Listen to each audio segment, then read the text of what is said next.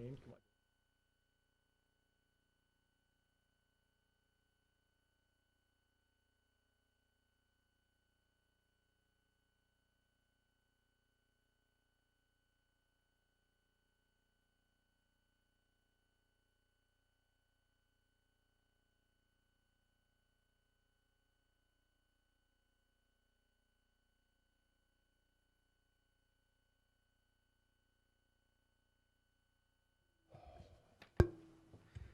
All right, I'd like to call this meeting to order.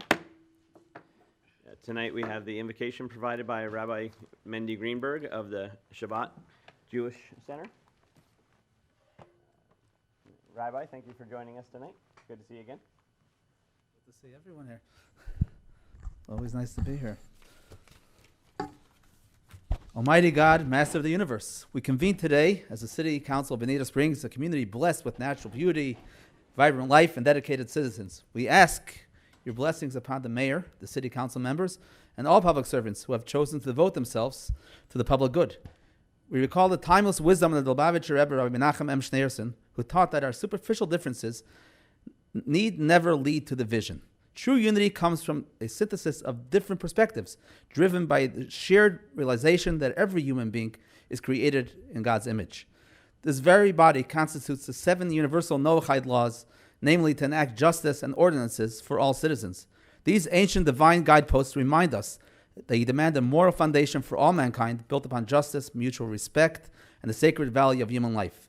As this governing body moves forward to discuss the growth, safety, and well-being of our city, we pray that you grant these leaders wisdom and foresight to enact just, equitable, and compassionate policies. They should have patience and clarity to listen to the voices of our residents with an open heart. May it be your will that these deliberations today inspire a spirit of goodness and acts of loving kindness throughout Bonita Springs. May our efforts here to help tip the scale towards peace, harmony, and redemption for our city, our country, and the entire world. And let us say Amen. Amen. Thank you, Rabbi.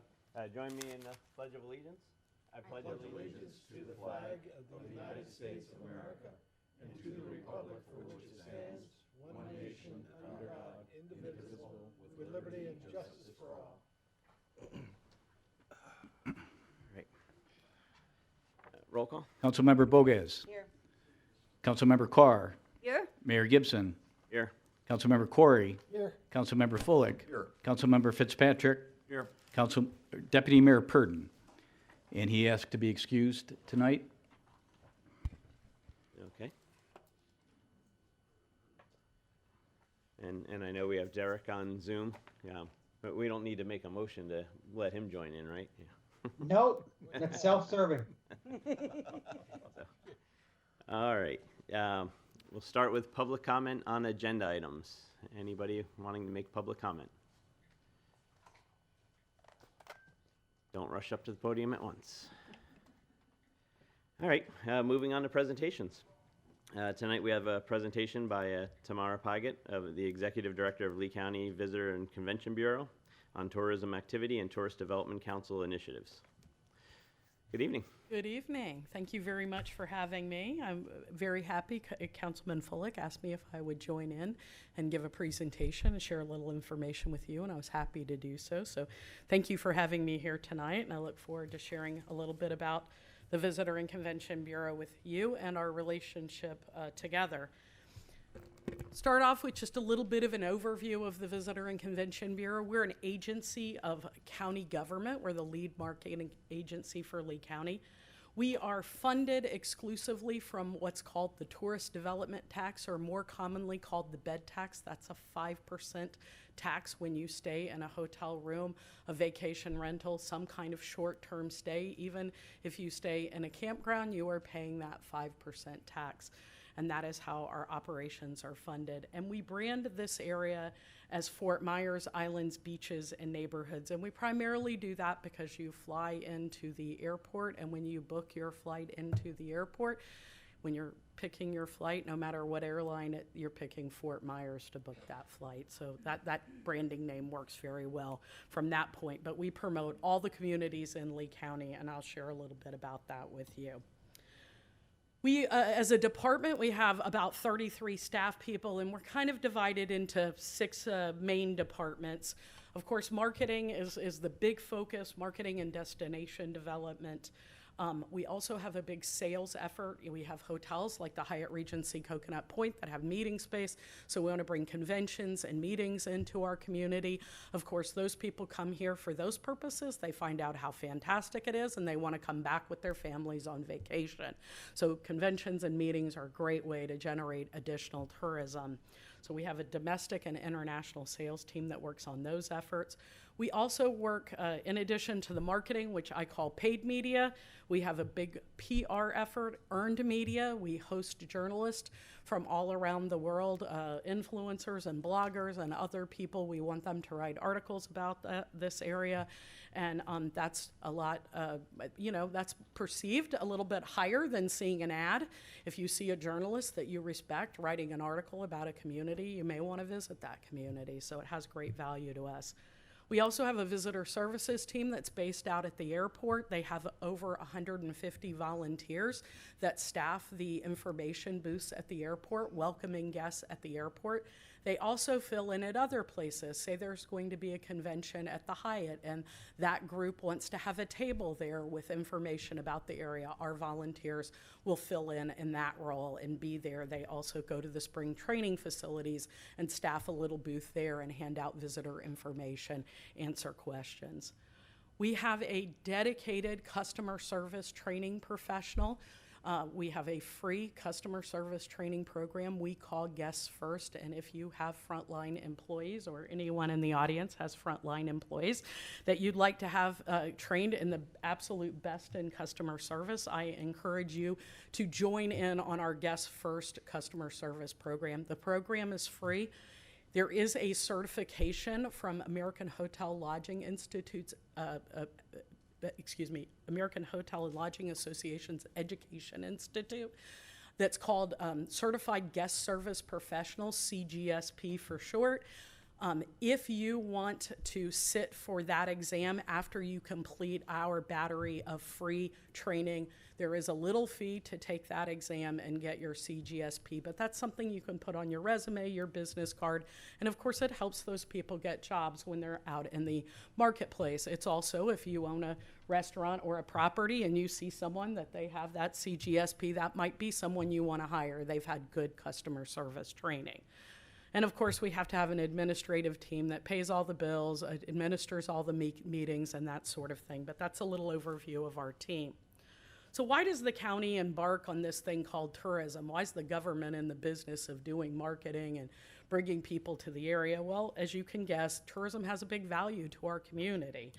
And so I'm going to show you a little video. Islands, beaches, and neighborhoods. And these destination dollars raise the tide for everyone's quality of life. Tourism directly fuels our local economy. Our hotels, resorts, restaurants, bars, and boutiques. Businesses buy more stuff, hire more staff, and expand to new locations. With tourism comes new facilities and shared amenities residents can enjoy year-round. Tourism makes all this possible. So it's a very short version. I have a little bit longer version. I'll send a link to Arlene and she can share it with you if you're interested. But, tourism brings a lot of benefit to us as local residents. Those visitors come, they spend lots and lots of money in the area. In fact, let's see. Stuck. Here we go. Maybe if I get this. It's not clicking through to the next one. There we go. We had in 2025 about 3.3 million visitors that came to Lee County. That's an increase over 2024 of 3.8%. While they were here, their direct visitor expenditure was $3.3 billion. No multiplier in that number. That's the funds that they spent while they were here in our community, in our local businesses, in our hotels, in our restaurants, attractions in the community, ice cream shops, breweries, whatever they were doing, that's how they spent their money while they were here. Of course, that bed tax revenue that I mentioned, that 5% portion that they paid when on their accommodations, that's the tourist development tax revenue for fiscal year 25, 46.8 million. And with that economic multiplier, the total economic benefit to our county for tourism in 2025 was $5 billion. So big, big dollars coming into our community, churning through our community as a result of tourism. Of course, it introduces visitors, sometimes become second homeowners, sometimes become new business people opening businesses in our community. And of course, often, hey, that's a great place to vacation. I want to move out of the cold and come down and live in this nice, warm, beautiful environment in Bonita Springs or wherever within our community that they choose to live. So it's a great way to stimulate our economy and keep our, our churn of new residents healthy. Some of the other benefits that I think people don't really think about in terms of the tourism, but for visitation, we would not have 78 direct flights at RSW. Now, RSW is a really fantastic airport. We all know that. For the size community we are, it is a very, very, very nice airport, top 25 airport. And of course, we share that airport with our friends to the south in Collier County, and our friends to the north use it as well in Charlotte County, and to the east in Hendry County. It definitely serves the region, but we have 15 different airlines coming in, and that's a huge benefit to us as local residents, having all those options to fly into this area or go see our family back up north, wherever they may be. In addition, we take a portion of that bed tax, and I'll show you that breakdown in a minute, but this past year we allocated $12.4 million back into our beach and shoreline facilities from bed tax. That is a benefit to us as residents. We get to use those facilities 365 days a year, and the visitors are paying the expenses of maintaining them and taking care of their upkeep. And of course, I believe that in Florida, we do not have a state income tax because we have visitation to Florida.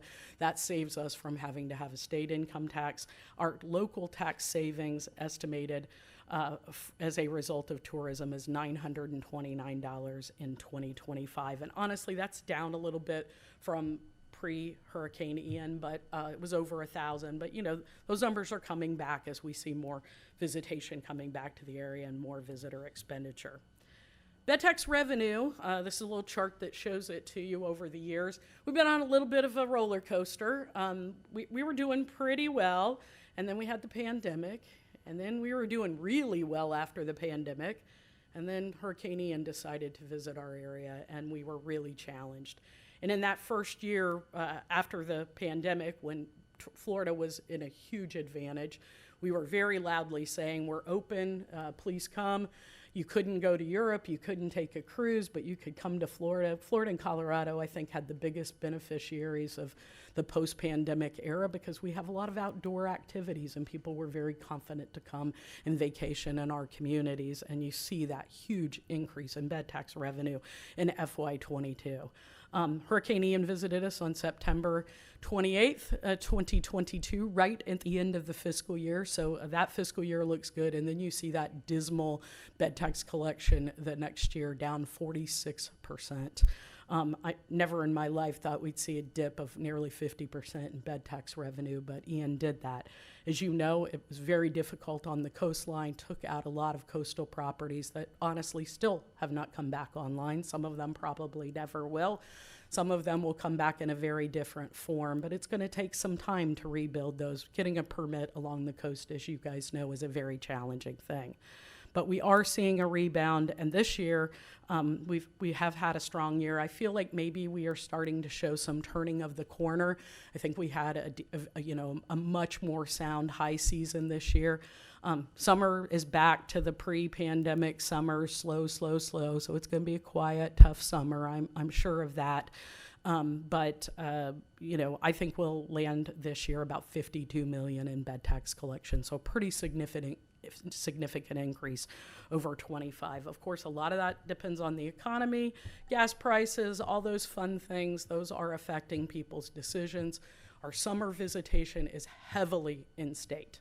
The East Coast loves to vacation on the West Coast during the summer. So if gas prices are high, they might decide to stay home. So fingers crossed we get some of our East Coasters back this summer. We have a lot more coastal properties open this year, and I think, we saw this winter more people staying along the coast, paying a little higher rate, and that's what's driving that bed tax revenue up to on almost 23%. So that bed tax that we collect, that $46 million last year, we divided into 3 pots. County government, you know what municipal government's like. We love our decimal points, but I'll be a little more generous with the way I say it. A little more than half goes to marketing, operating the bureau. That pays for the VCB staff to travel and go talk about how fantastic it is here all over the country and the world. A little more than a quarter goes to our beach and shoreline program. That's the program I told you we put $12.4 million back into the community this year. And then 20% pays the debt service and any major maintenance on these spring training facilities. As you know, we have 2 spring training teams here in Fort Myers, the Minnesota Twins and the Boston Red Sox. If you're a data junkie or an info nympho, you will want to go to leavecb.com and look at our statistics section, but we have way more information than what I've shared with you there. Lots and lots of details on who our visitors are, what they look like, where they come from, etc. But I wanted to keep it nice and tight tonight, so I'm not going to give you all that fun details. I love that stuff, but not everybody does. So I want to talk a little bit more, share with you some examples of ways we help promote Bonita Springs specifically. So, this is a partnership. We work together. Councilman Fullick serves on the TDC. He comes and gives us his thoughts. We help incorporate that into our plans. Put up with me. And no, I'm a fan of yours, sir. And we have a good relationship. We also have a good relationship with your staff. It's very important. We want this to be a place where people are drawn to. The better Bonita Springs is, the easier my job is. That's a fact. So I want to share with you some of the ways we've supported Bonita Springs. So I told you about the beach and shoreline funding. We also have two other funding programs. We do events marketing, specific events, and attractions marketing. And this last few years post-Hurricane Ian, we have been taking some tourist tax reserves and helping rebuild some of the facilities along the coast above what FEMA will pay for. So this year we allocated $31 million to projects, almost $18 million from reserves. A big number, way more than normal. But we needed to do that. We need the Fort Myers Beach Pier to come back. We need that Sanibel Causeway to come back. Those are assets in our community. And of course, I know you guys are probably very concerned about Bonita Beach Park, and that is next up. I think that's out. I don't want to speak for the Parks and Rec Department. I help support economically, but I'm not in charge of the projects. I believe that project is in the design phase, and we'll be moving forward with that. If that project comes back and the design, we need some extra dollars above what FEMA is going to reimburse, the tourist tax will be tapped to support that project as well. So that's an example. Over the last 25 years, about $26 million has been allocated to shoreline projects in Bonita Springs. That would include Riverside Park, Bonita Beach, Lovers Key State Park, some of the beach accesses and such along the beach. Additionally, some funds have been allocated from the attractions marketing to the Bonita Springs Concert Band, the Bonita Springs Historical Society, the Center for the Arts, and Wonder Gardens. You see those amounts there. And some events funded, and I have to look at my list because I cannot remember every event. For the Center for the Arts, they got support from us for the National Arts Festival for a couple of years. And Wonder Gardens, we helped support their 90th year celebration event. So that's what you see in terms of events funding there. These are some examples of paid media. These are custom content pieces. The one on the left is from Southern Living. In it, I know you can't read that, but when you have this, when you can get a little closer to it, it talks about Bonita Bay Marina, Lovers Key State Park, Doc's Beach House, and Coconut Jacks, and you can clearly see the photo of Coconut Jacks there. That is a favorite visitor spot for sure, and local spot as well.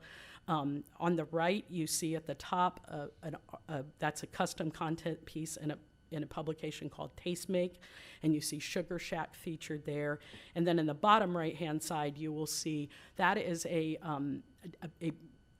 on the Brand USA website, we have information on our destination, and we have a notable neighborhood section, and Bonita Springs is featured there, and that image, of course, is from the Wonder Gardens.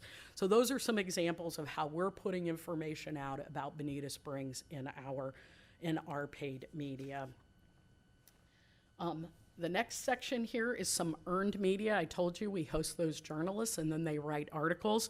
On the left, you will see Travel and Leisure. It featured Bonita Springs. The header on that one is this hidden gem in Florida gets nearly 300 days of sunshine each year, and it's perfect for retirees. That was came out in January. In February, the Hyatt was featured on the right-hand side of the page.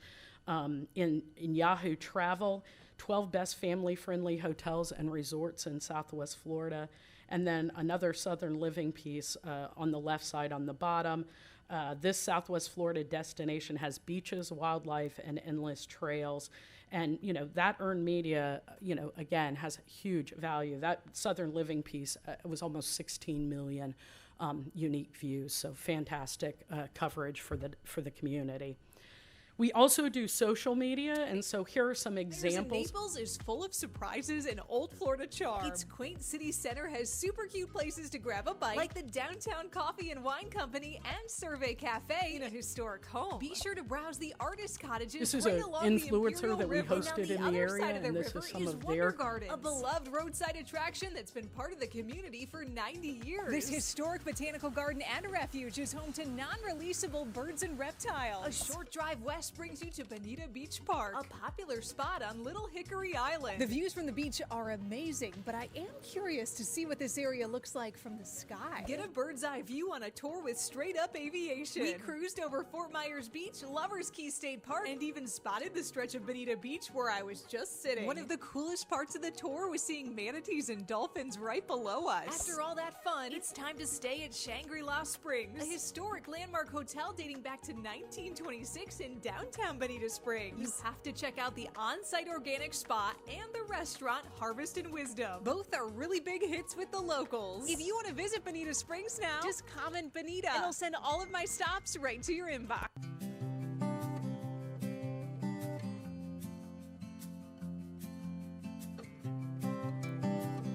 So very different styles, but again, targeting different types of people, right? And so the post in the middle is a post we made. And unique stay We got in that same Southwest influencer Florida. again To doing another Shangri-La post, but a Springs, different Bonita piece. Springs landmark I'm not going to since do the whole thing just for 1926. time, The but you historic can hotel see sits on the vibe. We also, as part of our strategic plan, we made a big commitment to destination development. And one of the things we wanted to do was make sure we had ways to highlight different parts of every community within Lee County. And we added live webcams all over the county. And the one that represents the Bonita Springs area is at Lovers Key State Park. And you see it there in that top image. But of course, we have 13 webcams throughout the community.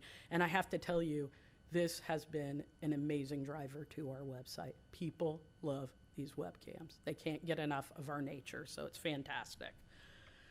Now I'm going to share with you a little bit of our general marketing. I got 2 quick commercials just so you can see how we market the greater area. We have a campaign that we're running, a theme right now called Just Feels Right, and I've got 2 15-second commercials I'm going to show you. Myers, we get to take things slow.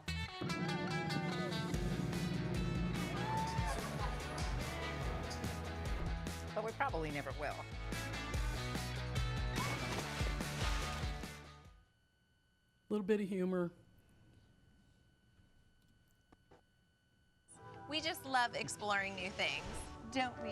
Yes, we do. I love exploring too. Just saying.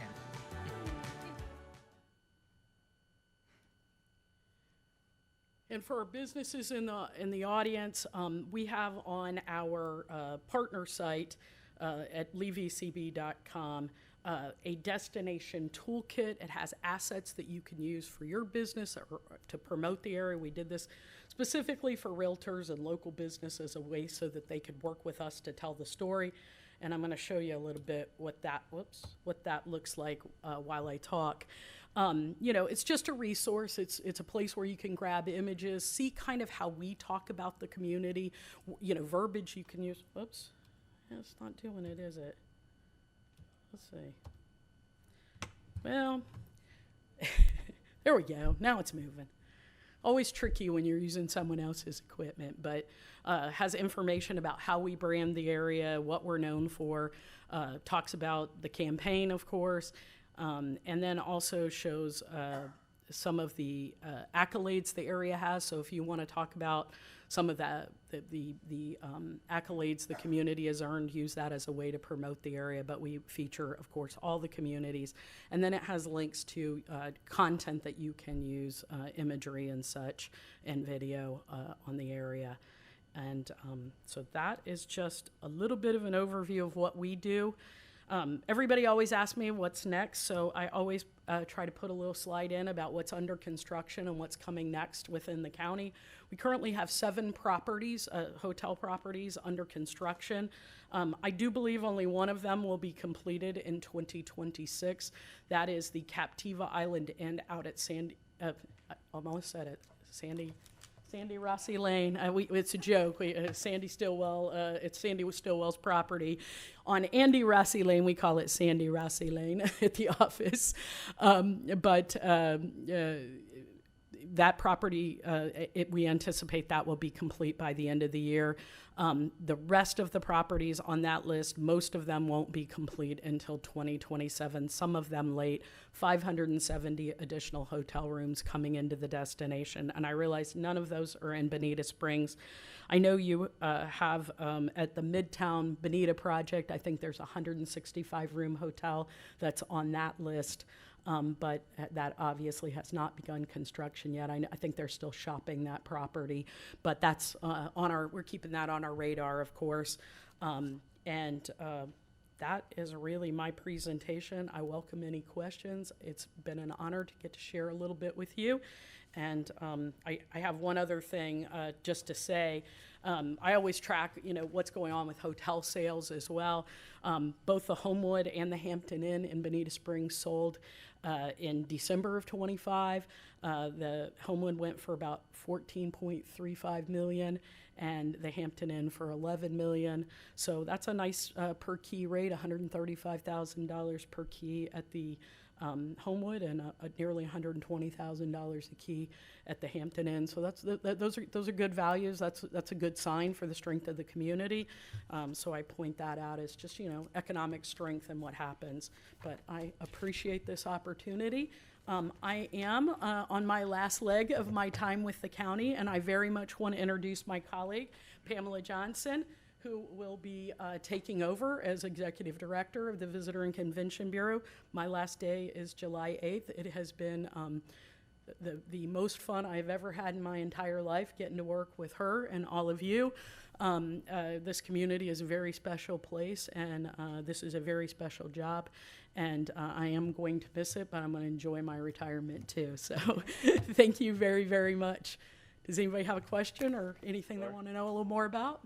Well, I love your website, and I've emailed you before. Congratulations on your retirement. Thank you. And we look forward to working with Pamela, who's absolutely beautiful.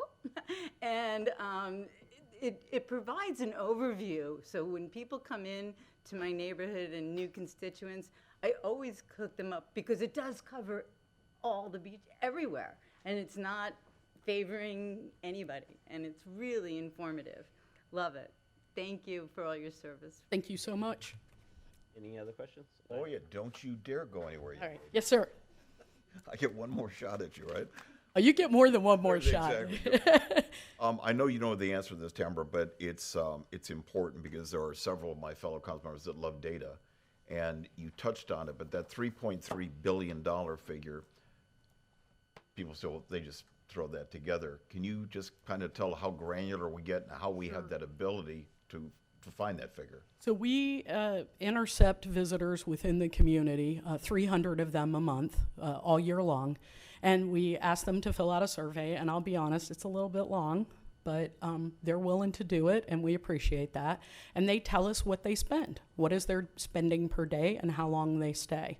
And so based on the information they give us, we are able to estimate that economic expenditure. We work with a company called Down St. Germain's. The Visitor Bureau staff does not do this. We have a contractor that does this for us. They are, certified research professionals, highest credentials, of course, and they do that research for us.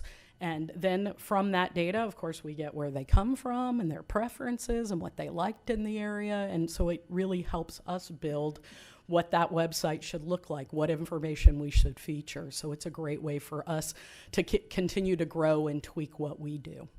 And I don't remember the name of the group that does tracking the credit cards expenditures of out-of-state visitors. Oh, yes. Well, we use VisaView for credit card expenditures. We also use geolocation data, cell phone tracking, geolocation data to see not only where visitors are coming from, but what they do while they're here, what their traffic patterns are, they're at Bonita Beach, and then where do they go from there, and that sort of thing. So that we can get a feel for, what those impacts look like and what areas may need additional dollars or additional resources. So it's great information for decision making for sure.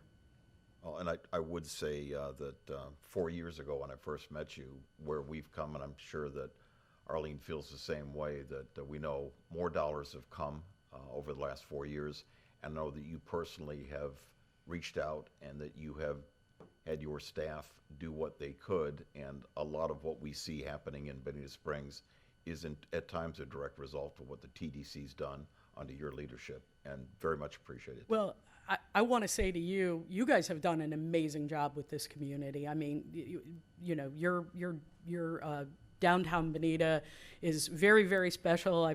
We've had this conversation, but I haven't had the opportunity, and I have with your mayor as well, but I haven't had this opportunity to say it to each of you.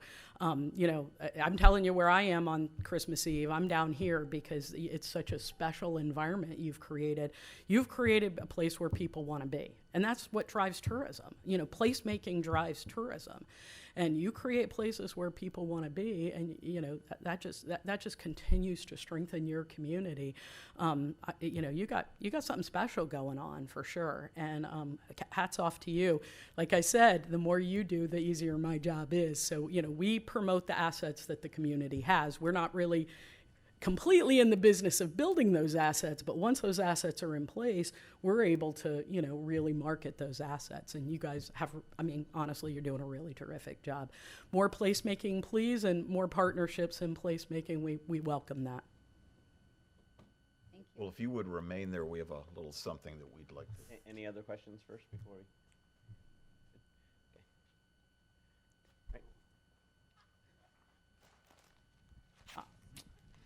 Goodness gracious. Man, this is the farewell tour, isn't it? And oh, yes. For the record, the county manager would have liked to be here today. He was under the weather, not feeling well. He did call me twice to make sure that I did express his appreciation as well. We have a deputy county manager here as well to come forward. Well, just in recognition of your service, we wanted to present you with this from the city of Bonita Springs, a certificate of recognition presented to Tamara Paget for 33 years of distinguished service, 16 of those as executive director of the Lee County Visitor and Convention Bureau, a tenure marked by leadership and vision that elevated Lee County as a world-class destination, championed the city of Bonita Springs as a premier tourist community, and guided tourism efforts with steadfast resilience through the periods of significant challenge. Your stewardship leaves a lasting legacy that will shape our community for years to come. As you embark on a well-earned retirement, the City of Bonita Springs hereby extends its gratitude and warmest wishes for your joyful days ahead. Thank you very much.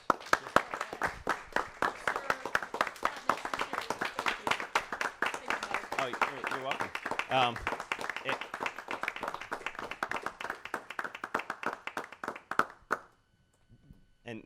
Before Nigel was on the TDC, I got to serve for 8 years while I was on council, and 2 of those as a voting member. But just the whole crew, you know, you fostered such an amazing group of people there that they all love working. No, I don't think I ever saw anybody unhappy. Just everybody smiles, you know, ear to ear, and extremely helpful. You know, always there to answer any questions that we had. And you did an amazing job. And you know, in your absence, I know everyone that you know you're leaving behind is going to continue on what you started. And thank you so much for that. It's a total team effort, and you know, hire good people and get out of their way, Yeah. right? Exactly. So that's what you do. But thank you very much. Thanks, Mike. I, again, can't tell you how much of a joy it is to work with this lady and her staff. And Pam, I know you're going to do a phenomenal job, and you're getting all this like, oh my God, what are they going to expect from me when I get in here? You're going to do great as well.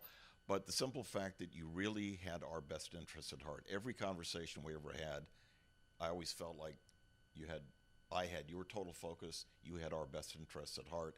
And the fact that you and your husband spent so much time here in Bonita Springs was a testament that we're doing a good job. It's special. I mean, it is. You know, you guys have something really special here, and you're making the effort. It makes people want to be here. It shows. And the only shameless plug I'll give is if you want to go to an interesting meeting that's packed full of information with data, and it's somebody, what do you do for 2 hours? Trust me, that 2 hours goes by like that. There's a lot to learn about Lee County and where our money is coming from and where it's going if you attend those meetings. But Tamara, thank you so much for everything. I appreciate it. Thank you.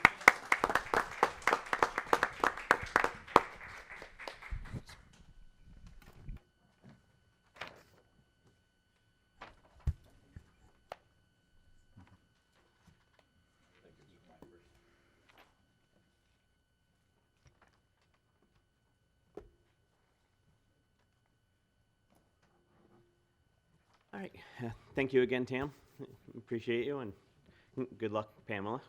At least it's easy, Tam, Pam. You know. Well, yeah. Yeah. All right. Moving on to the consent agenda. Motion to approve? Motion. Do we have? And a second? All right. Roll call. Councilmember Carr. Aye. Councilmember Fullick. Aye. Councilmember Bogaz. Aye. Mayor Gibson. Aye. Councilmember Fitzpatrick. Aye. Councilmember Corey. Aye. Motion carries. Thank you. Any comments on the consent agenda? Just one, Mike. The items D and E about the artist cottages, and Derek, I know you're on the phone. Just want to make sure that we're not setting any sort of a precedent. Normally, not normally, all of our leases have a 90-day opt-out where the tenant is supposed to give us 90 days notice. In the case of cottage number 2, they did not, but we're in a very fortunate position now where we had 5 applicants who wanted one of the cottages. So I just want to make sure, Derek, that we're not setting a precedent by allowing somebody to depart with less than 90 days. No, we're not setting any precedent. We're free to go after them, but as you pointed out, we rarely get the opportunity to have someone who wants to get out and a list of people ready to jump in so quickly. So in this case, it works out best for all parties. Thank you. All right. Moving on to item 8, public hearings.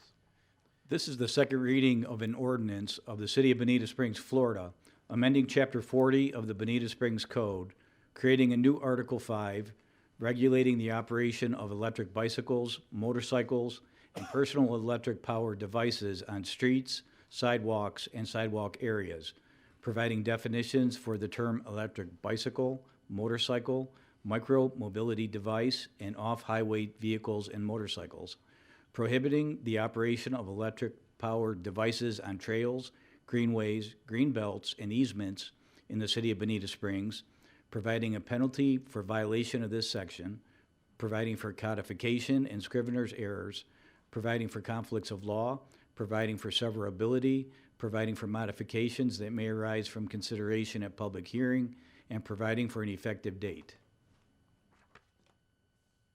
Thank you all.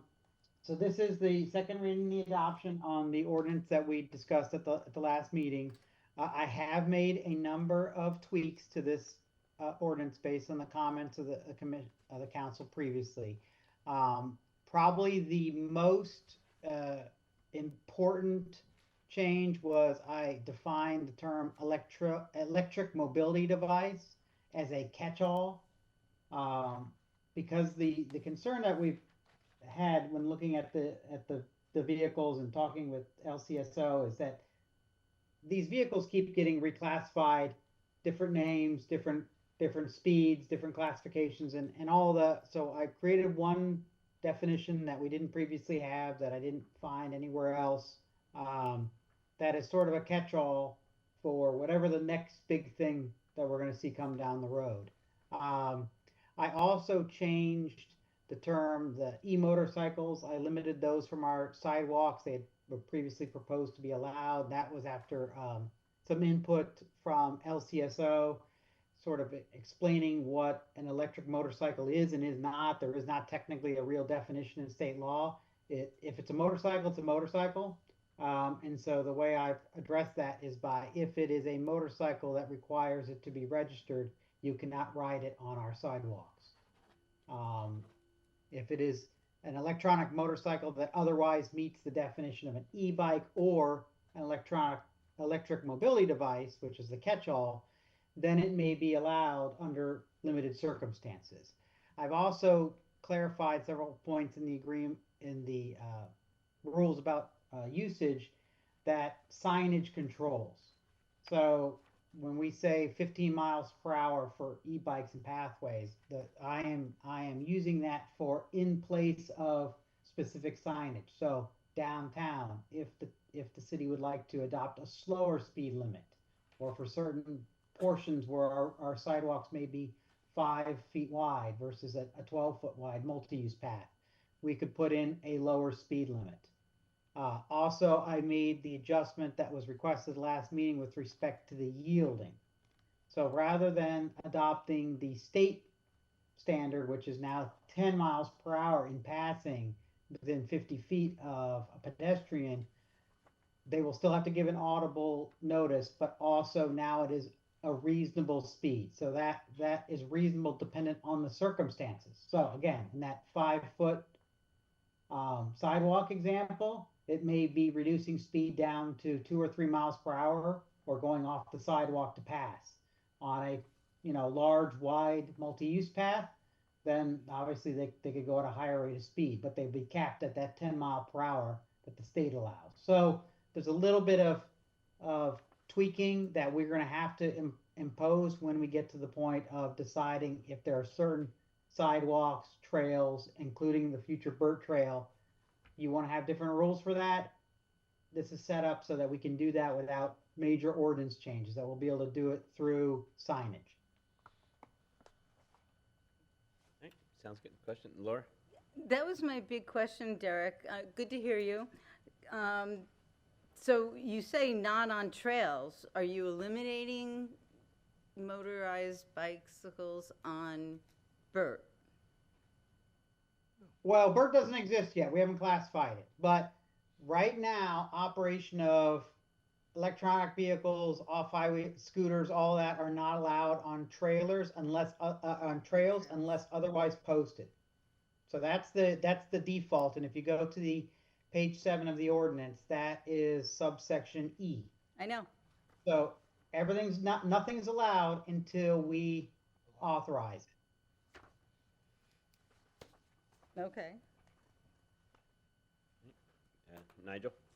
Derek, just one question, and I don't know if it's too granular, but one of the things I notice is consistently is that some of the electric bike riders, they ride parallel, and they'll literally take over a sidewalk. Is there anything that we could incorporate in the language where they would be required to either ride single file? I know we've got under the lighting section 4, that I think, let's see, 500 feet in the front and 600 feet in the back. Could we incorporate that language so that if there are multiple bikes and a pedestrian's on a sidewalk, that there would be that yielding? So one of the concerns I have with that, and that was brought up by Councilman Fitzpatrick at the last meeting, and I looked into it. With respect to yielding rights of way, whether they're pedestrian walkers abreast, blocking a sidewalk, whether it's bicycles riding, in a pack, we are starting to step at that point into regulation of traffic that's already covered by the state. So doesn't mean that we can't put some regulations in place, but we have to, one, avoid any kind of preemption, and two, I'm going to tell you that ordinance is going to be probably about 30 pages long. So, we're starting from the perspective of this is the regulating that we're taking a stance on regulation on their usage. The regular state rules with respect to, how you're supposed to treat yourself as a bicycle versus a pedestrian versus a motor vehicle on a road, those still apply. I'm not trying to, create a new regime. It's gonna take some more finesse to do that. And of course, it's gonna take a much larger education program. The lighting issue is one of those that's a carryover. That's actually a state law requirement. I just brought that in because that was just simple. It might be more helpful for people to know it. It doesn't really even need to be there.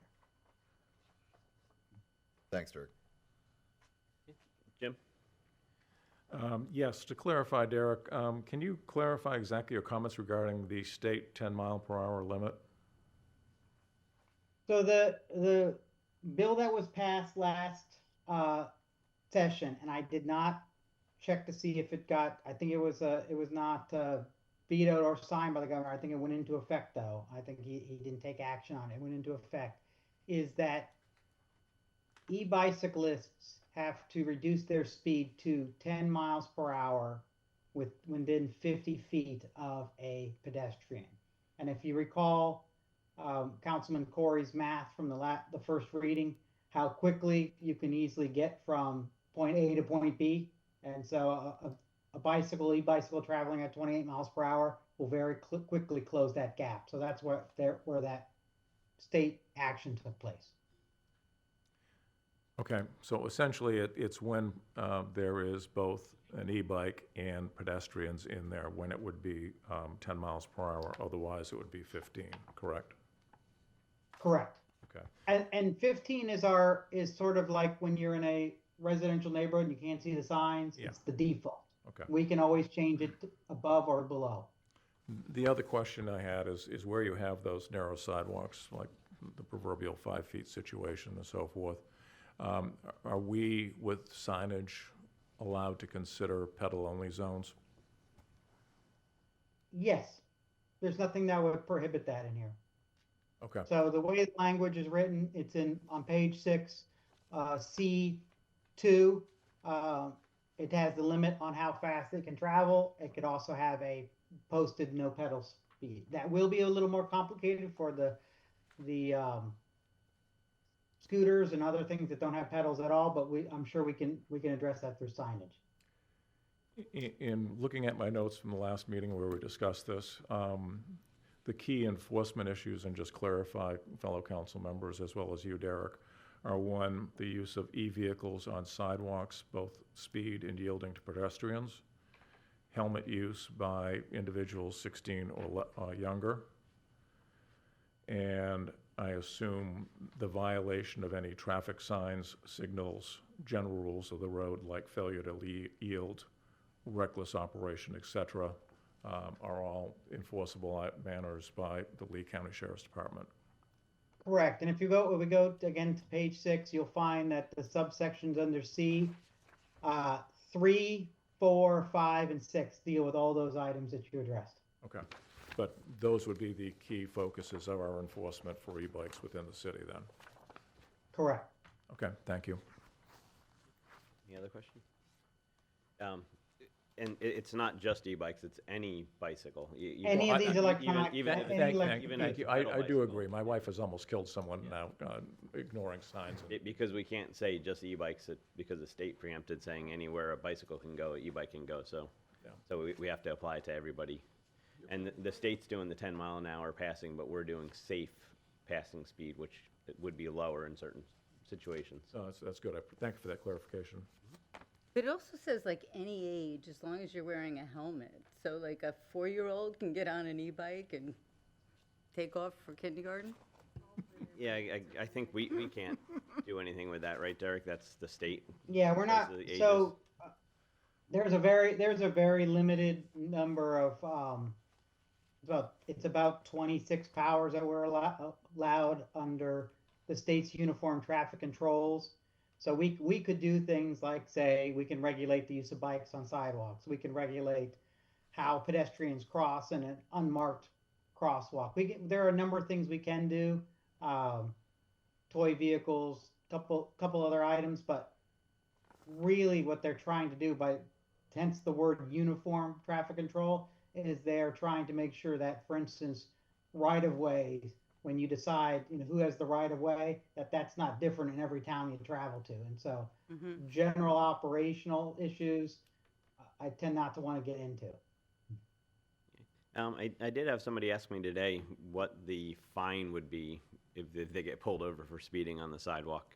That's not something we set. Is that something that's already set by either the state or the county? So a violation of, it would be a violation of, more likely than not, and almost anything that we have would also be a violation of Chapter 316, traffic control. But general violations of our regulations are second-degree misdemeanor. Meaning? So that's penalty. There could be fines up to $500. If we want to adopt a penalty, I wouldn't put it in the ordinance. I would do it in a separate resolution somewhere later. Okay. All right, any other questions? Is there public comment on this item? Wow. All right. Mayor, just for the record, I want to clarify, we received an updated guide to Florida e-bike laws for 2025. You should have that in front of you. It will be placed online. I think the version that was provided before was missing the double side, and we've completed that, and that will be posted online as well. All right, thank you. All right, is there a motion? Motion to approve? Second. Motion and a second.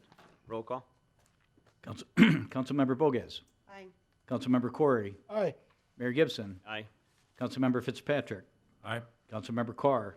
Aye. Councilmember Fullick. Aye. Motion carries. Thank you.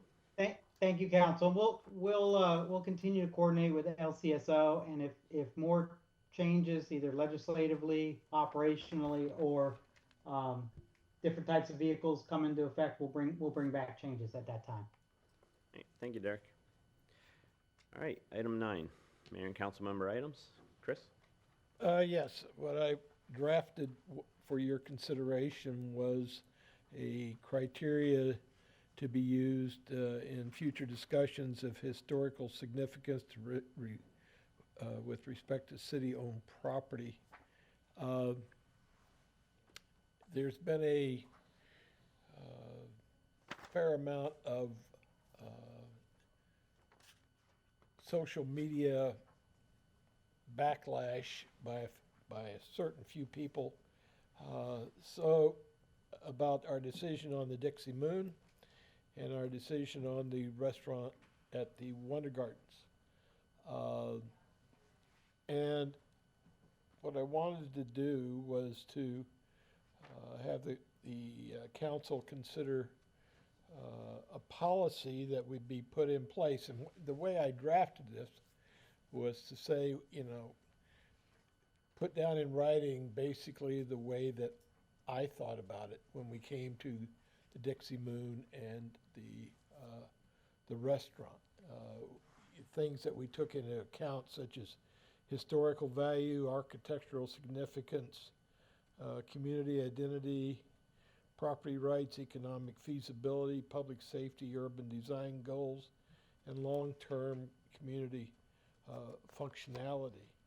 I mean, the whole purpose of preserving something, or what we try to do, is preserve those things that are historically significant rather than structures that are simply old and structures whose continued preservation no longer serves the broader public interest. For example, the restaurant at the Wonder Garden is has been so deteriorated that you really can't use it for anything. So I'm just suggesting that we take a look at this as a policy, put it in our framework of policies that we use. I'm offering it not as a final policy statement, but something for you to consider. We can certainly amend it or have staff take a look at it, tweak it however they think best. But at least it's a start to put down so that, you know, when we make decisions, at least the public understands the thought process that we went through, the discussions we hold, the considerations that we make, the input that we take with respect to those structures. And hopefully they will then realize that we make the best decisions that we can in a reasonable way. And it avoids a lot of the nasty phone calls, the allegations that are put up on social media. People will still complain. People will still make allegations, but at least if we have this in place and follow the policy, we can feel good about how we go through this whole process. So it's just, that's why I've drafted it. So it's whatever you want to do with it. We can just simply ask staff to take a look at it, to make any suggestions that they think might be appropriate. I know that maybe Mr. Fitzpatrick has some other thoughts in terms of what it would, at least you expressed them to me at one time. So I'll leave it at that. Jim, you had a comment? Yes, I think this is an excellent document. I think the point of clarification that my fellow council member alludes to is this is truly a very workable policy guideline for future councils as to whether we make the decision that we acquire and maintain relevant property going forward. The only specific small item that I had was on item F, is that where we talk about the contribution to urban design, community should consider whenever preservation for one, walkability, but I would change enhances downtown vitality to community vitality as to whether that property sits outside the borders of downtown. So I'd ask that that would be modified to include a broad statement of community, whether that is up by Nature Place and there's some trail or whatever gets tied on to that type of thing. The only other piece that I had and I discussed with staff on this is that we still, in the creation of the Planning and Zoning Board, we do just need to train or otherwise establish guidelines if a property wishes to be designated on the city's historic preservation list. That I think we just need to probably provide that guideline for planning and zoning. And essentially for the biggest reason is if they do go on that list, that this is something that, at least in my limited time with the Historic Preservation Board, did provide the opportunity for that property owner to apply for grants. So. Jim? Nigel? First of all, Chris, thank you. It's well done. It's very thoughtful. But what I'd point out is what Chris has done is memorialized exactly what we did when we were discussing both of those entities, the restaurant and the structure known as the Dixie Moon. So we've done all that, but you've memorialized it, so I appreciate it. And I think we should adopt it. Laura? Well, I was on the Historic Preservation Board, and we had to be certified. And a woman came in, and she went over what it was that you need to pay attention to. And it can't be just because you like it, just because it's memorable somehow in your life. There are certain qualifications, and I think that that should be where we go. But it's a great job, Chris. I mean, it's just you're kind of reinventing the wheel when the Historic Preservation Board has an official institution that you have to, we all had to come and take a seminar. It was in this room. So just saying, that should be at least considered what their guidelines are. Jamie? Yeah, Chris, I just wanted to say thank you. I thought it was time, well spent, and I appreciate all the thought you put into it. And I think we should definitely, give it to staff to use and all of it. Yeah, let me just say that I didn't start with a clean piece of paper, that I looked at what other cities had done with this kind of policy, including Naples, Fort Myers, Sarasota, and some of the cities on the East Coast. So this is sort of a compilation of the various sections, common sections for the most part, of each of those cities that are in place. So it's how you want to proceed. I mean, we can certainly adjust it as Jim has mentioned. We can review whatever the Historical Preservation Board has and finalize a policy in the next several weeks. I mean, I wasn't really pushing. This is more of a guideline for we as council as to how we act on a particular property if we have a Wonder Gardens or we have another comparable good bread situation. That these are questions logically we should ask before we immediately say we're going to take it. My comments are directed specifically is for those properties within the city which wish to be identified by the state board, and to Laura's point, in all likelihood there's established guidelines. We just need to make sure that that's part of the process, that the planning and the zoning board is educated enough to make that decision, because we will be asked periodically on some of those properties for grant money that would allow them to update and maintain their historic property. Mr. Mayor, may I add a comment? Sure. So I appreciate the conversation because it clarifies for me what the policy is. So if we were to add this as a policy of the council, we could add it to our administrative code as a policy. So we could take the language as presented by Councilman Corey, add it into a resolution, make and adopt it at a future meeting as a formal policy. And I also took it to Councilman Fitzpatrick's point, is that this is not an attempt to rewrite our historical preservation ordinance. I know we have talked about doing some elements of that at some point, but as a mechanism for whether the council should consider taking action to acquire property. Because as we've seen with the two examples mentioned already, there's a threat to a piece of property, there's public outcry, the city steps in, acquires the property without a plan for it, no plan is adopted to do anything with it, it sits for years and then ultimately gets demolished.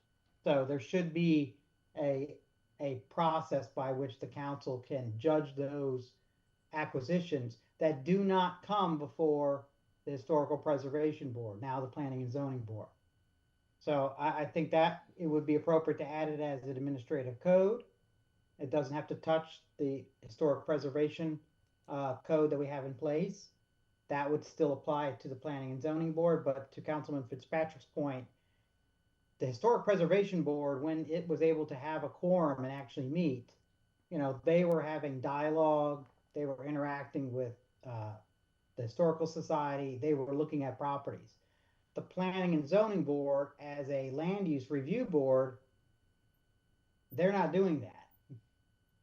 We could ask them to do that, But they're reviewing things as they come in for their certificate of need or delayed demolition delay. They're not actively going out and looking at property. So I do think that we need to think about that and either add it to this policy or change the historical preservation ordinance. Thank you. Well, You wanna bring- I would ask that staff take this and incorporate what Derek was talking about and make any other modifications as suggested by Jim and Nigel. Is that appropriate? Yes, We'll sir. coordinate with community development. Yep. Coordinate with John. So that's something you'll bring back? Right. Not vote, okay. Yep. All right, thank you, Chris. Yep. All right, Derek, city attorney items. Derek, you there still? Oh, sorry, I had you on mute. I didn't want you guys to get out too early, so I added some last minute items. Thank you. Unfortunately, this is not very exciting. If you recall, going back to, well, actually beginning slightly before the 2020, we started getting correspondence regarding a multi-district litigation involving opioids. The Florida Attorney General stepped in and negotiated on behalf of cities and counties an agreement with several of the companies that were producing the opioids. There were then additional lawsuits with distribution, Walmart, CVS, etc., and some online vendors. There's another round of proposed settlements and potential defendants that have been circulated through that national claims process. We have a deadline this month. The details of it, how much money might come to the city, they don't have that right now. They're really still trying to establish the class and get enough participants in it. So I'm asking for Arlene to have authority to sign off on the city's participation. The way the program will work is we have an interlocal agreement with Lee County and the other cities. Money comes in, our allocation, which has so far been very small, will go into a bigger pot, which gets matched by additional state funds from their settlement, and then doled out to programs like Lee County, LCSO, drug courts, nonprofits who are doing work in this. You know, as the city doesn't have its own police force, we don't have our own ambulance service. We're not really seeking reimbursement directly, but this would allow us to participate and get some additional funds into Lee County to help with opioid issues. Can we use it for rehab also? If we had rehab, yes. And so our agreement with Lee County is we tried to get some of the money to our local groups that might be participating. To clarify, some of it is that the participation, the amount of staff time involved with the amount of funding we receive, those services are already provided through Lee County Human Services. They agreed to do a contract with us to help facilitate that for us, since they already have staff dedicated to that in those programs. Additionally, they were going to coordinate with us when there would be South Lee County items or if there was something specific to Bonita. But our portion is significantly smaller than the rest of the county, so it was for a greater project. It could go further in use. Great. And I'm glad our portion is smaller. Hey, Nigel? Just a question, Derek, of the 97.6 million, was some of that to reimburse the Attorney General's office for their fees, or is that all going to the counties, cities, and state? So at this point, this particular set of settlements is through more of a national arrangement. We get passed through from attorney generals, but there doesn't seem to be any state split at this level. What I suspect is, from looking at the litigation, they're still consolidating the defendants, consolidating the number of plaintiffs who would be able to participate, and then a more structured settlement will come out of that. But it does reference the earlier settlements, and in other words, they're not going to reinvent the wheel. So whatever mechanism, the payments and participation at the state, regional, and local level will be the same. Thank you. All right, and we need a motion on this to vote, right? Yes. Yes, please. Do we have a motion? You do? Motion? Second. Motion and a second. Roll call. Councilmember Corey. Aye. Mayor Gibson. Aye. Councilmember Bogaz. Aye. Councilmember Fullick. Aye. Councilmember Carr. Aye. Councilmember Fitzpatrick. Aye. Motion carries. Thank you. Anything else, Derek? Nope, that's it. Thank you, sir.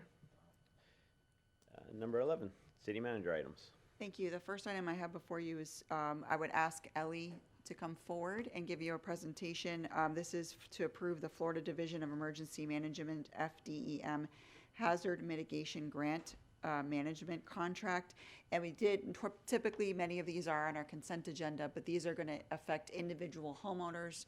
There's a little bit more of an outreach process, a solicitation process. So we did want to provide, and we've also had many media inquiries about this program, so we wanted to walk the council through it this first time.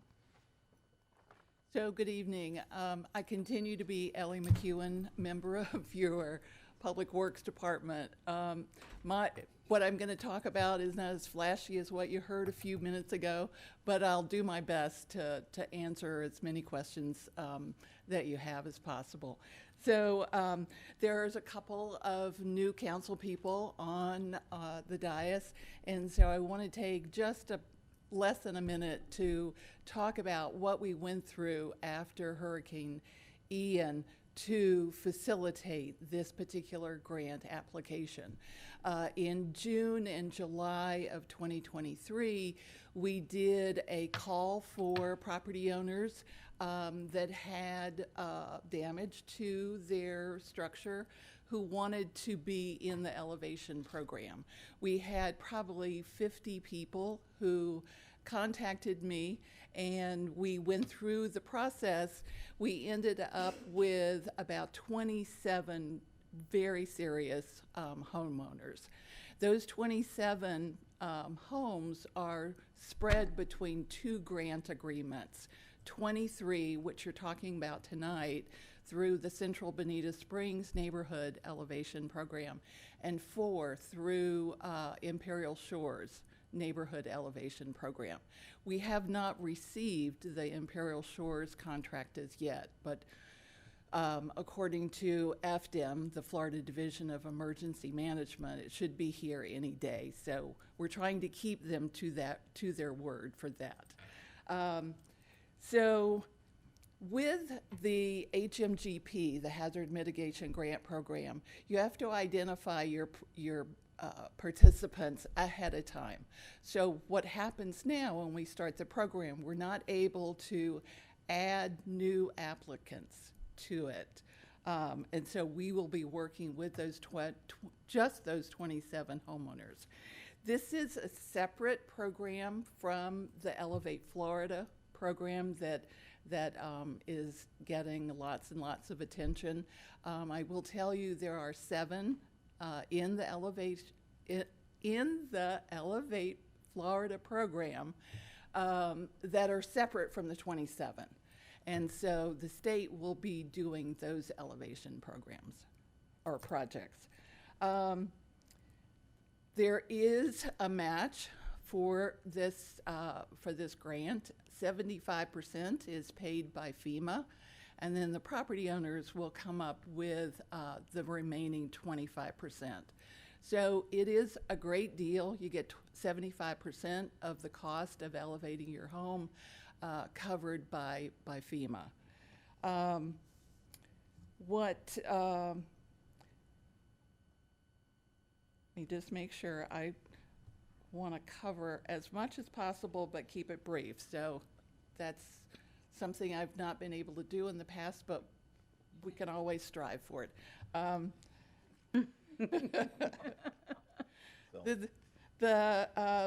What we will start doing very quickly after the contract is signed is we will start soliciting for elevation contractors.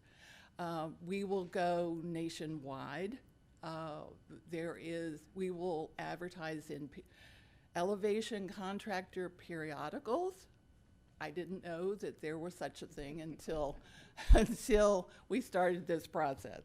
And the elevation contractors will bid on each individual house. So we could end up with multiple contractors. Our procurement policy requires we take the lowest responsive bid for this work. The elevation contractors, and I wrote it down because I wanted to make sure I got everything involved, the team will consist of structural, civil, geotechnical, which is soils, engineers and/or architects, surveyors, and the contractor, of course. They'll be responsible for plans and permitting. We'll work very closely with our building department to get permits through. One of the first steps that the contractor will do is do a structural inspection of the building to make sure that it's structurally sound to be elevated.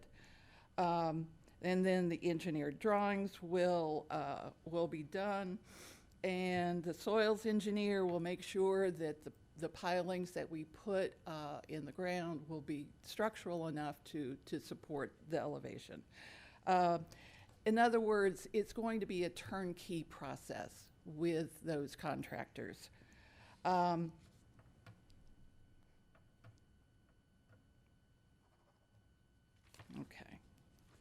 And so what does the improvements consist of? We get asked that question quite often. So it's structural inspections, it's a boundary survey, soils testing, construction plans, permitting, disconnect and reconnect of all the utilities. The installation, there are some folks that need assistance. So instead of stairs, or in addition to stairs, we will be installing a lift platform, an elevator, if you will. They had to have provided us with a doctor's note saying that it was medically required for their house to be elevated, and that is something that FEMA pays for. They get 2 sets of stairs in the front and in the back. And then the utilities will also be elevated. The utilities, I mean your AC unit. And then pre and post improvement elevation certificates, which the building department is very keen on. And so once the house is elevated, the bottom floor is only to be used for temporary storage and parking. When the houses that have attached garages, when they're elevated, we pull the garage door off. We fill in with like materials. So if your house is concrete, we put concrete block, and then we install a window as well. So you're not left with a garage door that goes nowhere. Do you have a garage? Pardon? You get a garage, though? Well, you park underneath. Oh, okay. Yeah. The garage can be used, will be used for, at the homeowner's discretion. Mm-hmm. We won't do the improvements to the interior of the garage. After we elevate the house, the electric, the plumbing, and whatever you want to use that garage for is up to the homeowner. The program does pay for up to 6 months of temporary relocation while the house is being elevated. Obviously, you can't live in it as it's going up. What we will be requiring is that the homeowner would pay that rent for the temporary relocation, submit the invoice to us. We would in turn reimburse them, and then we in turn would get reimbursed from FDM. And then finally, I wanted to talk about probably sometime in mid-July, we will have a neighborhood meeting with all 27 of these folks. We'll answer all their questions. We'll talk to them about the process. There's, as good government agencies, there's forms they have to fill out. There's contracts they have to sign. And so that's as quickly as I can talk to you about the program, but I can answer any questions you have. And one thing we want to clarify, it's a little bit different in other public works projects. This is affecting individual people's homes. So we do intend to treat that as best we can as a white glove service for these folks. So that part of this is some grant administration so that they have that one-on-one time with either our consultant or with Ellie. Ellie cannot spend all of her time with each of them individually. So this is their home. We understand that. We appreciate that. The federal government understands that as well. So this is a little bit different than a regular sidewalk or roadway project. This is somebody's personal items, relocating those items, and working through that process with them. And you selected the consultant on your consent agenda, and the consultant who we've worked with on other projects has extensive experience with home elevations in other parts of the state. So it's a very individualistic process. It's new to us, but I mean, we're dealing with people's homes here. And the funding is Are they provided local? within the grant. Can we No, they're find- not. No. Okay, but it's such a sweetheart deal. I mean, how do you get in on it? That's what, if I was a neighbor, that's what I'd be saying. How did I miss Thousands it? of letters after Ian, that was the time to get it. Surveys and letters after thousands upon thousands of mail-outs went out across the city at that time. Right. And they were to respond back at that time. Absolutely. Nigel?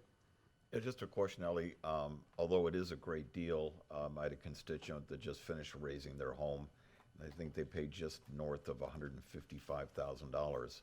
So it's great, 75% is coming from the state, but how do we validate or verify that the homeowner has the 25% so that that is paid on? We ask for documentation up front before we start construction. But they may be able, they'd have some cases who'd go out and get a loan. Absolutely. And we're working internally to develop a process, whether they give us a check, just a personal check or a cashier's check. We take it in, we set up a separate account for them, and then we draw that money down as the project progresses. But we're in the midst of trying to establish a policy. But we have to be assured 145% that the money is there before we start. Great, thank you. Any other questions? Sounds good. Thank you. Kelly? Thank you. Motion to We do approve? need a motion, yes. Motion to approve. Second? We have a motion and a second. Roll call? Councilmember Fitzpatrick. Aye. Councilmember Bogaz. Aye. Councilmember Corey. Aye. Mayor Gibson. Aye. Councilmember Fullick. Aye. Councilmember Carr. Aye. Motion carries. Thank you. Thank you. I just wanted to provide a brief update. Lisa Roth, our finance director, we did receive, you should have received it by email, the June estimates that were June 1st estimates. Of course, that doesn't get locked in until July, but we did want to go over these numbers with you very quickly. We do understand they've also been released by the property appraiser to the media, so we wanted to give the opportunity to just briefly go over this with you as well. Yes. Good evening. We will be together at our next meeting at 4 p.m. for our very first budget workshop at 4 p.m. So you'll see how these numbers translate into our budget projections, our proposed budget in its entirety. So what we have before you is the data for the percentage of change from January 1st, 2025 to January 1st, 2026 in real estate taxable value, simply put. Ad valorem is your technical term, but this is basically taxable real estate values. As you can see, Bonita Springs has remained relatively flat. Some of the other, these are all the taxing authorities in Lee County. We get this information from Lee County. We're very grateful for it because it gives us an idea of what's happening in some other communities around us. As you will see, Fort Myers Beach is the biggest movement, positive movement, and that has to do with the rebuilding of their facilities that came off of line during Ian. We show you this graphically we give you a trend for the last, I believe it's 8 years. Again, it's January 1st, 2026, and we've been talking about this. We've been hearing in the media that real estate sales have gone down. The sales price, the value you can sell your house for, has gone down in the last year, and we are seeing that here, and we're seeing the taxable value be flat. This is my most exciting slide. Not a lot of great news right now locally in our real estate market, but this is a really good news piece. This is our taxable property value for our downtown redevelopment area. As you can see, this is a trend for the last 8 years. This value went up from January 1st, 2025 to January 1st, 2026, 6.7%. So this area economically is trending much better than the rest of the city, and you looked at the other slide, much better than the rest of the county. Really great positive economic news for our downtown area. Thank you, Kyle. Yes, thanks everyone, yes. So the next data set that we have for you are real estate just values. Now the property appraiser by Florida statutes he values just values. Those are the ones that most closely mirror your sales price. They're not gonna match your sales price, but they move the same way they do. So what you see here are the changes, again, from January 1st, 2025 to January 1st, 2026 for these just values, which mirror the sales price. So you can see primarily most of the county has been moving downward. This is similar to what we saw last year, with the exception of Fort Myers Beach, again, because they're having so much property coming back online and selling as well. So this is graphically showing you the last 8 years of the just property value citywide. Again, this is the data set that most closely mirrors the sales the sales price for real estate. So as you can see, the last couple of years, the city of Bonita Springs citywide have been going down. And that's all that I have. And as I mentioned, next Wednesday at our city council meeting, not next Wednesday, but the following one, the 17th at 4 p.m., we will be presenting our preliminary budget in its entirety. Thank you. Nigel? Yeah, Lisa, thank you. I don't know if you saw it this morning, but Wall Street Journal, the National Association of Realtors said that 6% of the homes that were for sale 2 months ago have been delisted. And what you're saying is that right now we seem to be rowing against that tide, that we're actually seeing better sales? Well, no, what we're seeing here, this doesn't necessarily have to do with the quantity of sales. It's the values that were assigned, and it's January 1st, 2026, so it's still dated. So, now we're in June, so that this will be, unfortunately, with property values, we deal with historic data. It's a capture of a moment in time. Exactly. It's like a balance sheet, if you will. Is there any data we could get from the property appraiser's office or, well, his office as far as what the percentage is of condos as opposed to single-family residences? We could do that for the current tax year. How the tax valuation works per Florida statutes, that won't be released for the 2026 year until August, when we get our trim notices. But what we do is we can get the data from the prior year. It won't be exact, but it gives us an idea. And we've done that each year, and we try to show you. We look too, all the time, we look at the amount of properties we have that are homesteaded because they behave differently than ones that are not, and we also look to the use. Some residential, some commercial, industrial. We have quite a mix. So yes, we can get that data. From what I'm getting, and I wish it wasn't true, but it seems like condominiums are taking a bigger beating than single-family homes. So how will that affect Bonita Springs as opposed to, well, we don't really care about anywhere else. We care about Bonita Springs. And you'd be amazed. I from my experience of doing this, every neighborhood moves differently too. So to take something so broad-based in the state or even in the region or even in the county may not really be applicable to what you have. Because Bonita, we've had pockets of great area where they moved completely opposite of what you're hearing about our real estate market statewide or in the region as a whole, just because of the value that's in those. So each neighborhood will move differently, and types will as well. But certain condominiums, I would wager, will move and will hold value differently than others. You're probably going to get the most gray hair for the next year, but the bottom. I've got a lady for that. A friend. Yeah, just in looking at what our deliberations, when we look at replacing revenues or what revenues we're going to get, to me, that would be important that we have an idea. Yes. Just for Bonita. Great, we sure do. And we get that data each year, so we'll show it to you as soon as we can. September. Thank you. Mm-hmm.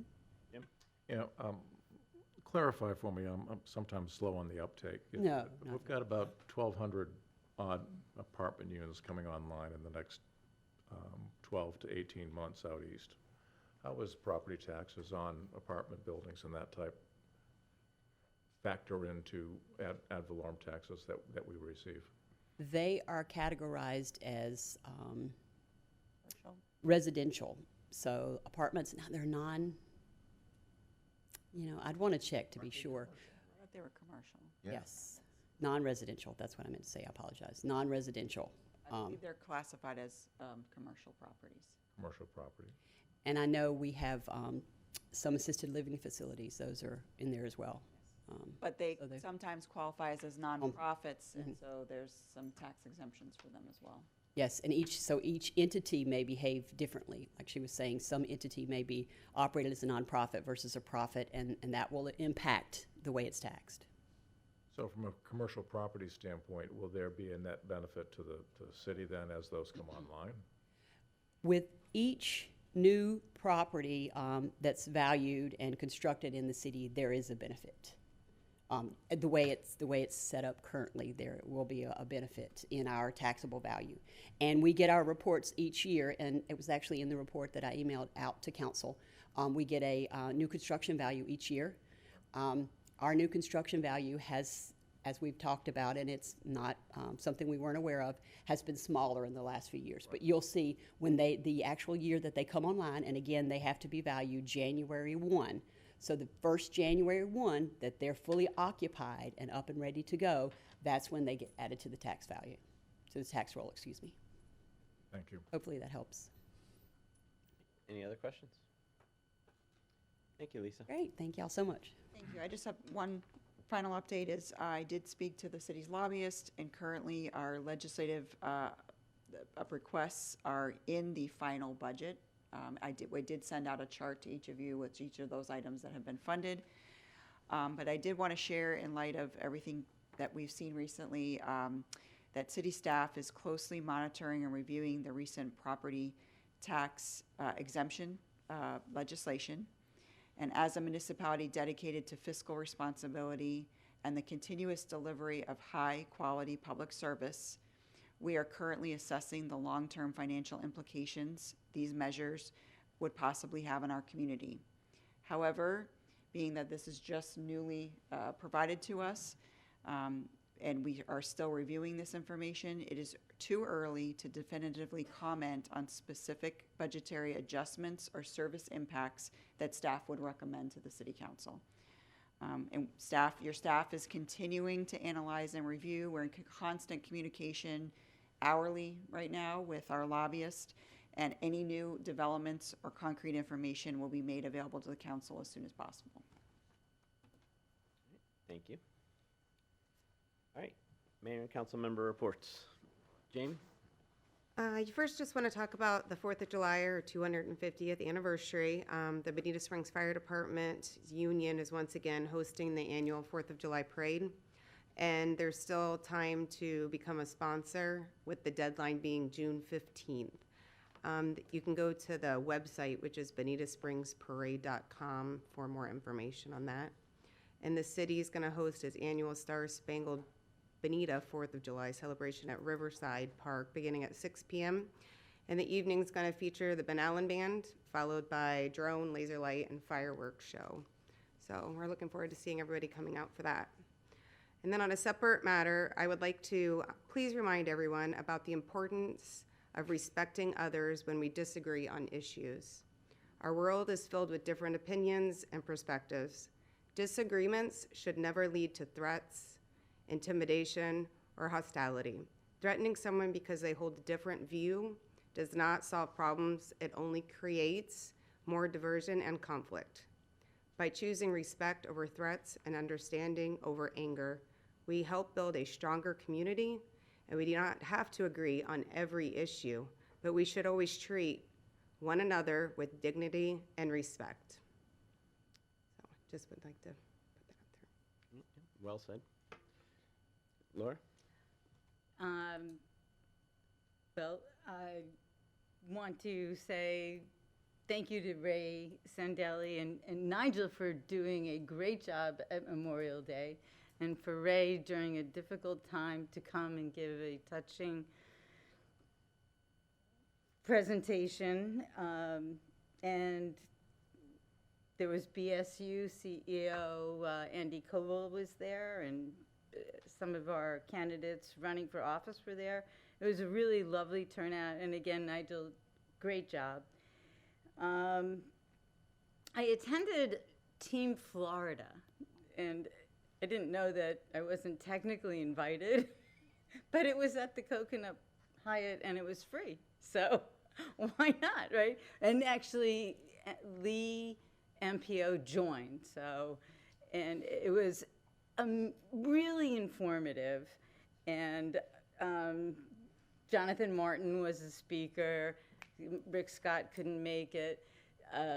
Commissioners were there, David McCulloch, but Robert Price, who's the director of transportation in our county, he went through the projects, and we have Tier 1, and thank goodness our quadrant is on Tier 1. It's going through, and really Matt and team deserves the credit for getting us to a point where, okay, we have to take you because you're already funded and you're already there. But they then went down the projects, and then Tier 3 ended up being Bonita Beach Road and Old 41.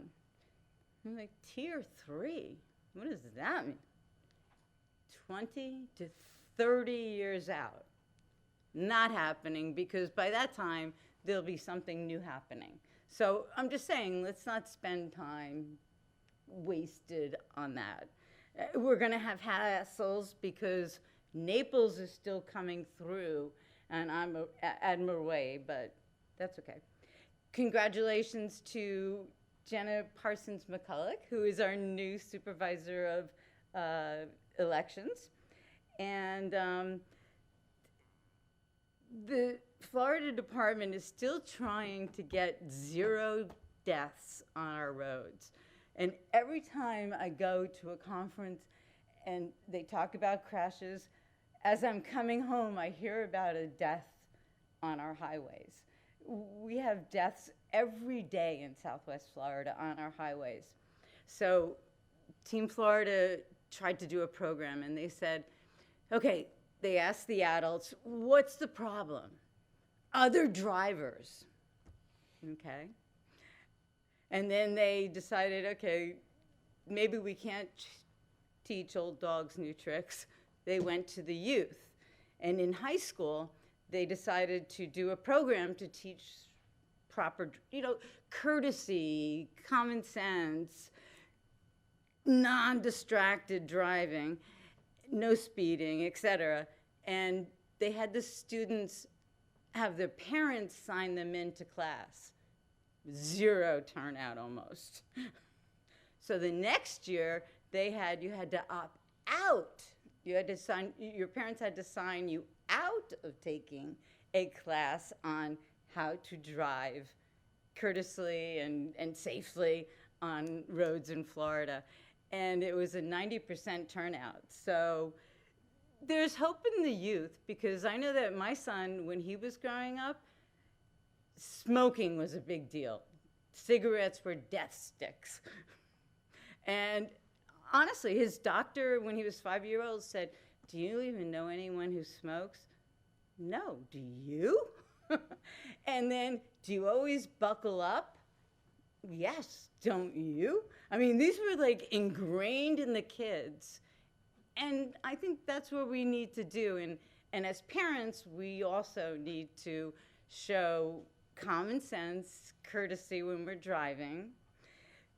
I came out of church on Sunday, and at 8:15 in the morning, there were two big old, I don't know, what do you call those, pickup trucks? Having a fight on I don't have to stop. She's honking the horn. I'm like, oh my God, it's 8:30 on a Sunday morning. What's going on? Chill. And you should move your car back because this guy is really angry. And, calm down, de-escalate, courtesy, common sense, please. And while school's out, almost, there's summer camps, so watch for school buses, and when there's a school bus, stop.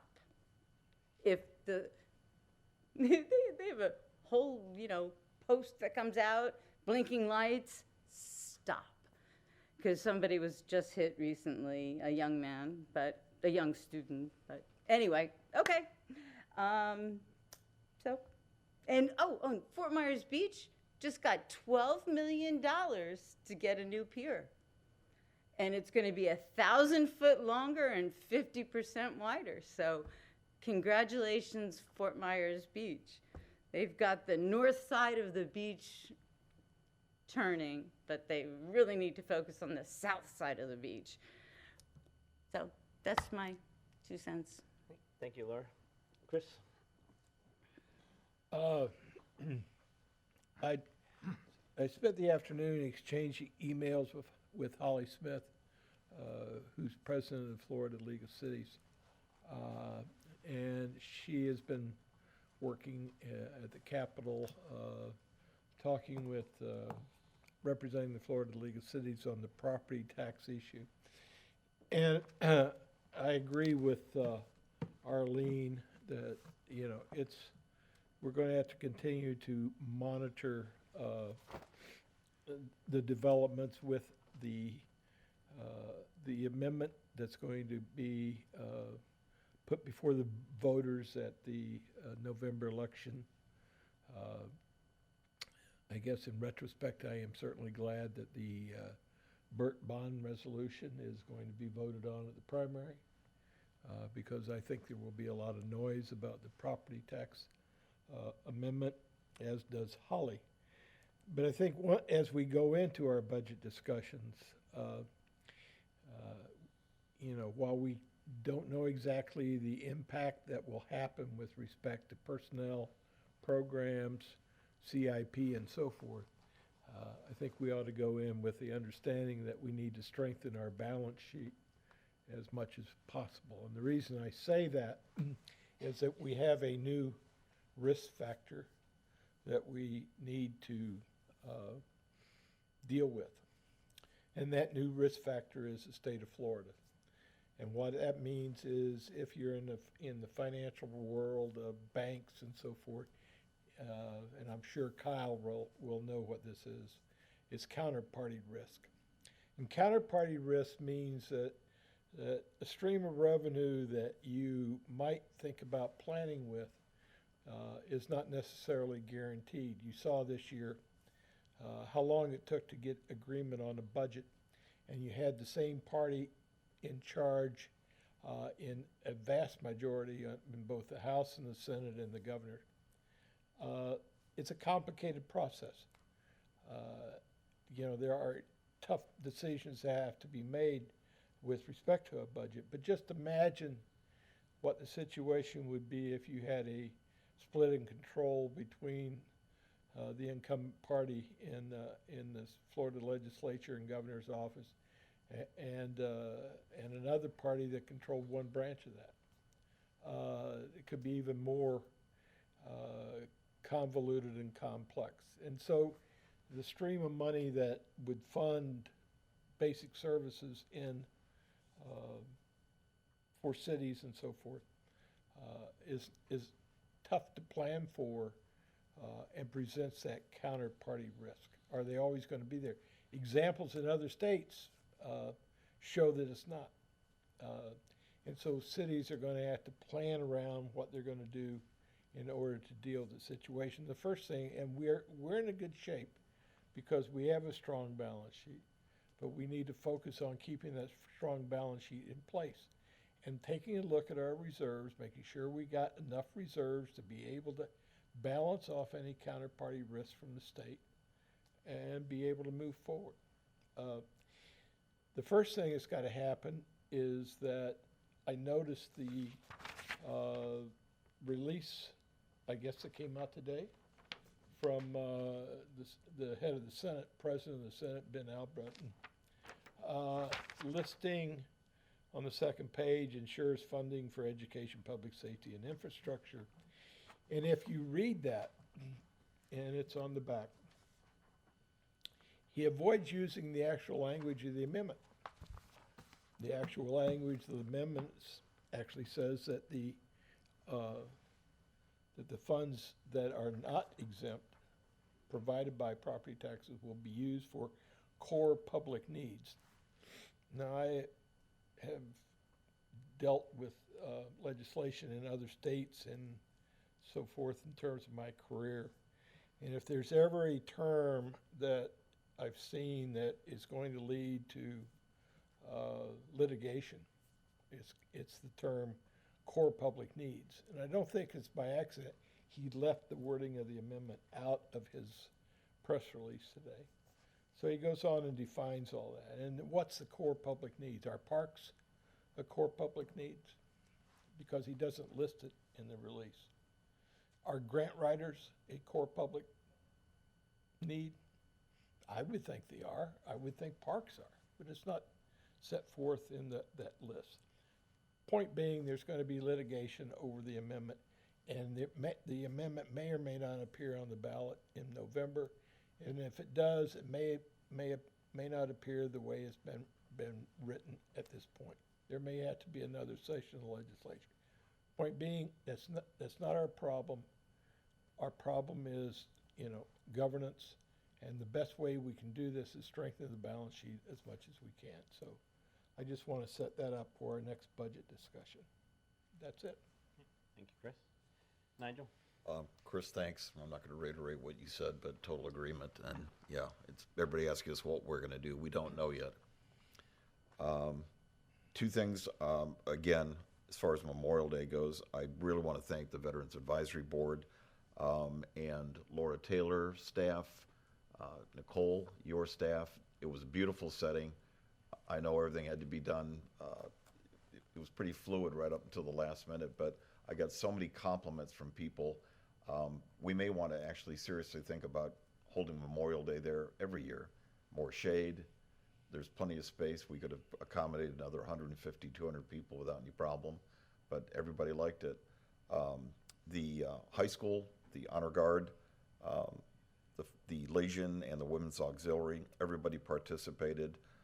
Grace Cordova, who's for 4 years now has designed our agendas and itinerary and actually came the first time and was really touched by what she saw. So just great job by everybody. And yes, Ray Sandelli, phenomenal job. I have been in touch with him. He's doing well, and he'll be out of the state for a little while longer, but very much appreciate him. And then I want to congratulate the owners of the Bohemian and the Canary Club. If you look tonight, it'll probably be on the news. These are two restaurants that didn't even exist 3-4 years ago, or sort of Canary Club, not even 2 years ago. Michelin rated them. There are cities in America that are 3 times our size that don't have even one Michelin restaurant. We've got 2 in downtown Bonita Springs, so congratulations to them. Book your reservations quickly because it may be difficult to get one soon. And they're both wonderful. That's it. Thank you, Nigel. Jim? Yeah, 2 things. First, I want to thank my the mayor, fellow council members, and also staff for supporting the placement of flags by the Scouting America troops here in the city and the Daughters of the American Revolution at the Bonita Springs Cemetery back on Sunday the 22nd. Unfortunately, I was out of town, and I really felt bad not being able to be there, but I thank you for your support for being there. The second item is the discussion today about the whole historic preservation thing. When I joined council, the hot topic was the elementary school. And when the elementary school, again, it was a late engagement by the community. And this is more a suggestion or outreach to our citizens here in Bonita Springs that for over a year and a half, I've talked with the Preservation Board, its leadership, and members of that board about the direction of this council relative to both the restaurant at Wonder Gardens and also about Dixie Moon. And there has been plenty of opportunities to make public comment outside of social media to come before council, and that didn't exist in the last 18 months that I've been here. And to get to the whole discourse discussion that Jamie had, I would go ahead and just take a step back, think about it. What is important to you as citizens here? And please bring it forward and make your opinions known to the full council. That's my comments. Thank you, Jim. I also wanted to congratulate Caitlin and Brandon of the Bohemian and the Canary Club for the honor of their restaurants being in the Michelin Guide. And amazing that they only chose 5 in Southwest Florida, and 2 of them are right here in Bonita Springs. So it's an amazing honor. The other morning, I attended a dedication of a memorial bench for 2 students of Spring Creek Elementary that passed away this past school year. It was a very sad and tragic situation, but it was nice that they brought the families in and dedicated a buddy bench out on the playground with a sign that says, if you're feeling lonely and you want somebody to play with, sit here, and to let other people know that you want to be engaged and play with other kids. So I thought that was very nice for the families. And then I know we had the flag football team from Bonita Springs High School here at the last meeting, but I wanted to congratulate their coach, Thomas McGuire, who was just recently named Coach of the Year at the for 2026 Southwest Florida Sports Awards by the News Press. So congratulations, Coach McGuire, and amazing season with the girls, and hopefully you can repeat again next year. And then just a comment on the online rhetoric going on about the Good Bread grocery store. But one of the things that they tell the kids in high school and middle school now is you should never post something online that you wouldn't say to the person's face with your mother present. So a lot of these keyboard warriors, they just they just feel untouchable. They spew all kinds of stuff on there, but I know a lot of them would probably never say to the person's face, let alone say it in front of their mother. So just if everybody could tone down the rhetoric and just really think about it. And the big thing is we're going to disagree from time to time, but we got to disagree without being disagreeable with each other. So and like Jim said, just if you have another idea, bring it before council. But unfortunately, not everything is going to be feasible, and we have to look at the totality of everything in the city, the budget, and just whether it makes sense to save a building or not. And just anybody that was kind of on the fence coming to me, and whenever I show them pictures of the inside of the building, immediately they were like, okay, that makes sense to tear down. So, but that's all I have. Is there any? Motion to adjourn. Well, is there any public comment this evening?